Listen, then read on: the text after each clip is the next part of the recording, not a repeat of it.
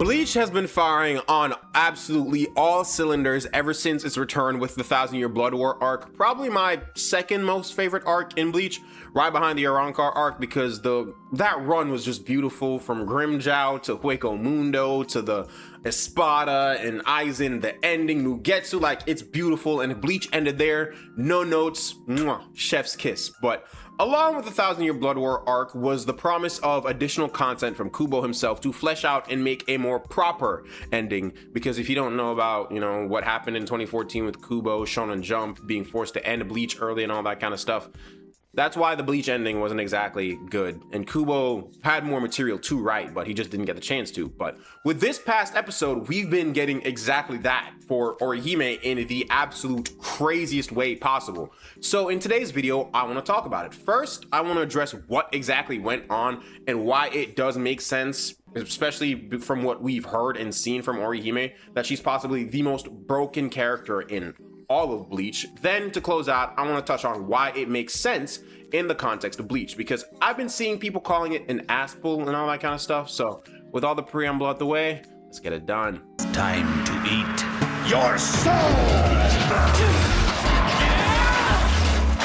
We stand in awe before that which cannot be seen.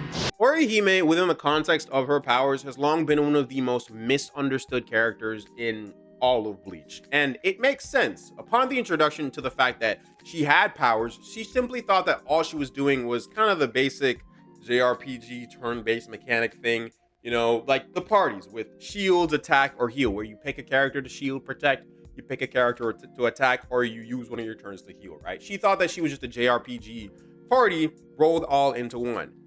However, because it is a shonen anime, of course, even though the fact that she could protect people with her shields or attack and defend herself, she became the healer of the group because she is, for some reason, well, not for some reason, she's the main female love interest. And for some reason, the main female love interest in an anime kind of always has to be the healer of the group. We're changing that now, but back then, come on, man. There's Naruto, Sakura, which, she was the main female love interest, even though Naruto didn't end up with her. And, I could go on. There's a list of it, right? But now that we've seen this episode, we have seen the absolute upper limit of her powers that Aizen had been referring to all the way back in the Arrancar arc, right? And Aizen kidnapped Orihime mainly because he did want to break up power in the Gote 13, because he knew that some of them would be focused on rescuing her, namely Ichigo. And then since Ichigo is going to rescue her, people from the Gote 13 who are considered powerful, I know it's funny to say that because I'm going to say Renji next, would follow along with him, like Renji, Byakuya, Rukia, and Kisuke, and all those people, right? So they're kind of like off the board so that Aizen could pretty much do whatever he wants, or theoretically do whatever he wants, because he has plans in place to handle the other side of the Gote 13. But another reason that Aizen did kidnap Orihime was for the interest in her power. He observed that her powers weren't simply healing injuries, but rejecting them altogether. This distinction is important because it makes injuries that have happened just never happen, meaning that she was rejecting a course of events that already took place in the universe. She was rejecting reality itself to make it a version that she could accept, right? So all the laws of the universe are pretty much under her control if she wants it to be, right? The main interest he had in her power, or the main reason he had interest in her power, was the fact that he thought that she would be able to affect the Hogyoku, which, if you think about it a little bit more and you know what the Hogyoku is, the Hogyoku is, oh my god, that's so hard to say. There's some crazy implications there that I think people just ignored altogether, or as I've seen online, people just kind of thought Aizen was lying about Orihime's powers and what they could do, right? And the thing with Aizen is that, yes, he genuinely might, he is one of the greatest liars, if not the greatest liar in the Bleach world, because he tricked the entire Gote 13, and his Bankai is literally just complete hypnosis, which he can just lie to you about what's going on. I do think Aizen lied to them about having a Bankai. It's not, I don't think he has the capabilities or that he doesn't have one. I just genuinely think Aizen lied about having a Bankai, but whatever it is, right? The thing with Aizen, though, is that when it comes to power and potential, he's better than anyone else at reading it and does not take any risks with it, especially when it comes to power that isn't in his own control, right? Aizen is a planner, so the fact that he went as far as to kidnap Orihime shows that he was serious. And touching back on the whole Hogyoku thing, it is literally a wish-granting orb. Like, I need to explain to you why it's crazy. Because it's a wish-granting orb that can make anything that the wielder desires come true just by desiring. You don't even gotta say like, oh, I wish for it. The Hogyoku is literally the Dragon Balls of the Bleach universe. Not to mention the requirements to make a complete Hogyoku, right? Aizen had his own that he sacrificed the lives of hundreds of Soul Reapers and residents of the Soul Society to make.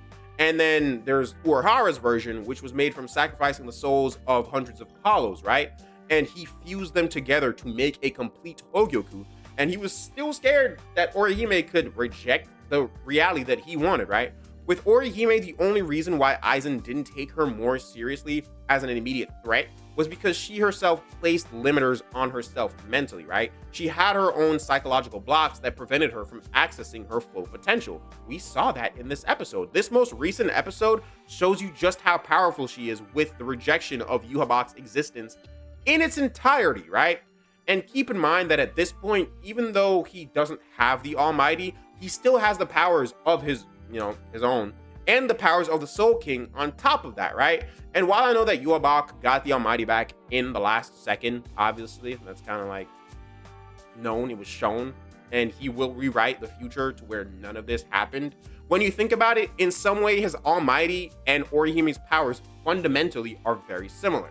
They're different in the fact that Yhwach can see potential futures where something is more favorable towards him, and he can use his powers to rewrite the present to arrive at his own desired future, where Orihime, on the other hand, is just returning something to the state it was before a certain phenomenon happened, right?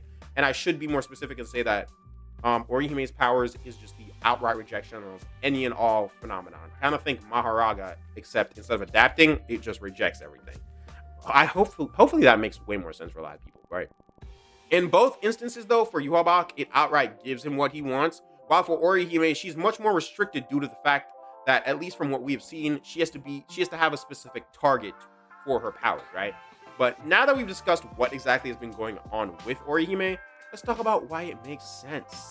Yet, dust off your swords and prepare yourselves for the arrival of Bleach. I want to take this time out of the video to say thank you guys so much for the support that you've been showing on the last couple of videos. You know, the engagement and support have very much been noticed. Like, I think I only have one video that I posted and was a repost that hasn't hit over 1,000 views, because the ones before that, there's one that's like 5,000, 3,000 still going, all that kind of stuff. And I really do appreciate what you guys are doing for me. I don't want that to ever be understated, especially since the fact that we have hit our goal of 2,000 subscribers by the end of August, bro. Oh my God. It's August 25th right now, and this video is going to get posted on the 26th. So we still have a few days to go, you know. Genuinely, I just want to say thank you guys so much. And I know I say it all the time, but you really are helping me to make a dream come true, bro. Like, it means so fucking much to me. Oh my God.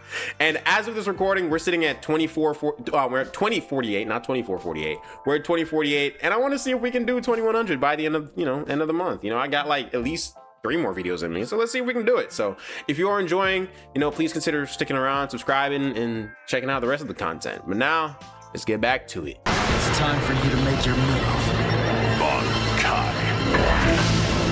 Bleach. So since the episode has dropped, I've been very active on Twitter. Look, I know it's a cesspool over there sometimes. I block a lot of people, and it's my cesspool. I was there first. It's the funniest social media app to me, man. I can't live without Twitter. I can live without Instagram, maybe TikTok, but I can live without Instagram, Snapchat, all them hoes, but not Twitter. It's too funny. We're back to the video, but I'm surprised to see all the people who have been calling what has happened from Orihime and Aspel. And honestly, as I've said that, reading the script back, I'm really not that surprised. I kind of just put Twitter and surprised and something bad in the same sentence when I thought about it. I gave it a little bit of thought, right? But they're saying that it's weird that Orihime, of all people, was not only able to shrug off attacks from Yhwach, but to outright defeat him, right? And of course, this is mainly coming from the meathead power scaling community side of the fandom, right? Which I will be making a video on eventually, because I'm genuinely getting tired of power scalers, bro. Look, it's cool sometimes, like, oh yeah, this character can beat that character, or this character does this better, but sometimes just shut up and enjoy the show. Just shut up and enjoy the show, man. It's cool shit going on, man. Just rule of cool.